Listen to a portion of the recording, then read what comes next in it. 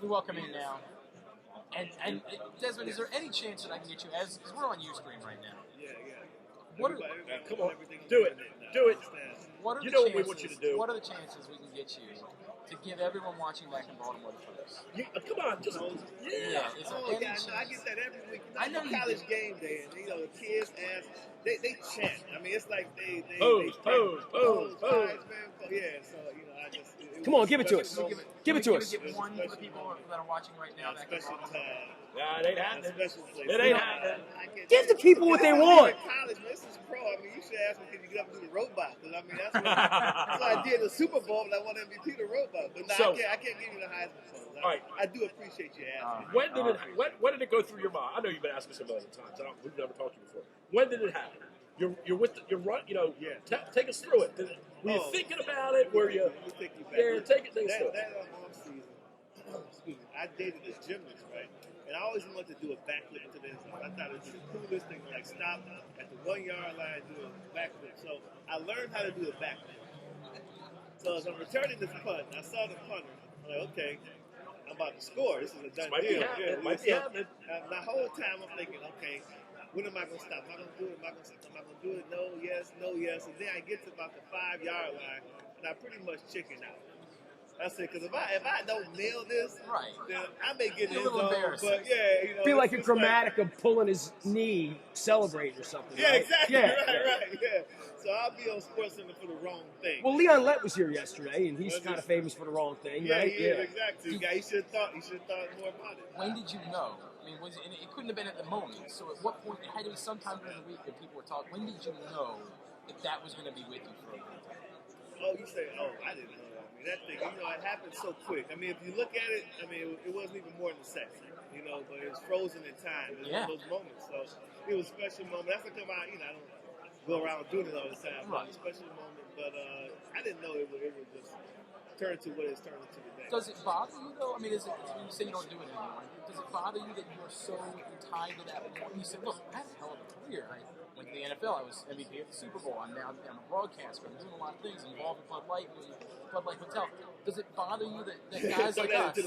Right, I know you got work to do here. Does it bother you that guys like us, when you come over and sit with us, the first thing that we think of about Desmond Howard is the post? No, not at all. I mean, it's flattering. It's something that's going to stick with college football long after I'm dead and gone. This thing will last who knows how long. So I think it's actually...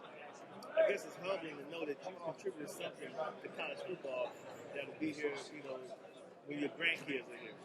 And now you're taking the fans behind the ropes? The fray is in the house? Yes, sir. And you're not even I love the fray. I see you got the Playboy. You got to go to the Playboy party, too. It's tough work, right? Somebody's got to do it. Yeah. There are a lot of parties. Everyone wants to throw a party. I know you said to your people. This is the exclusive party. I know you said to your people, dude, I really don't feel like doing the Playboy party. But I mean, if I gotta go, I gotta go. Twist my arm and get me going. Right. Are you going to the game Sunday? No, I don't think I'm going to. Okay. He's just here for this. Yeah, I'm here for the Bud Light experience. Desmond, let's go back to Michigan for a second, because I want to ask you about Brady Hoke takes over, new head coach. Your thoughts on him? Also, a guy that you know really well in Baltimore is Greg Madison. He's going to be the new defensive coordinator. Correct, exactly. The feelings towards Brady Hoke and the feelings of moving on from the Rich Rodriguez era, how are alumni and fans connected to Rich Rodriguez, and how is the feeling going to someone you guys are pretty familiar with now in Brady Hoke? The first part of the question. Yeah, how is the connection? Because every coach has a different connection with alumni. So some guys say, come to the sidelines, come to every practice, we want you here all the time.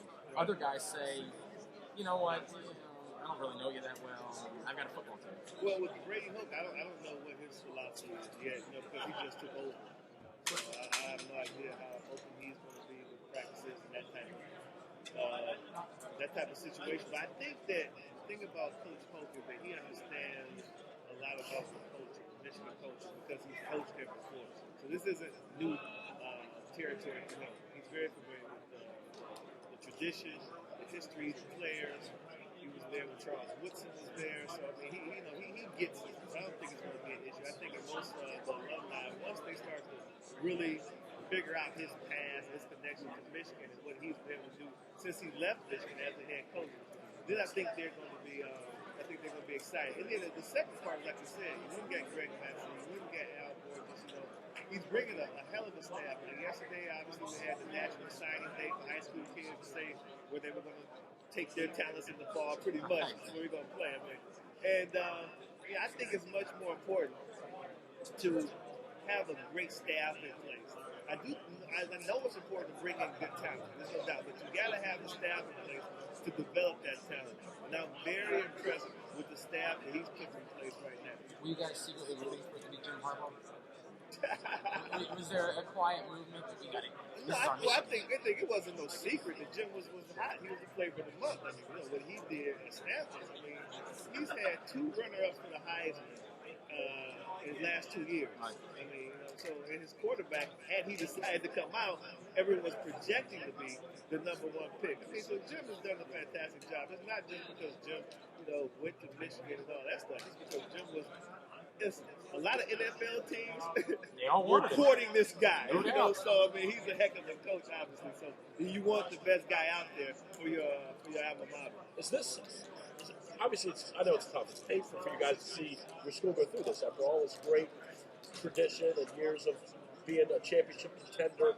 But does it still come down to the game in Columbus or the game at home against Ohio State as the one thing every year, no matter what the record is, that you look at and you say, you know what, we might be 3-7, but as long as we take care of Ohio State, we're okay. Because I mean, Glenn and I have talked about this on the air.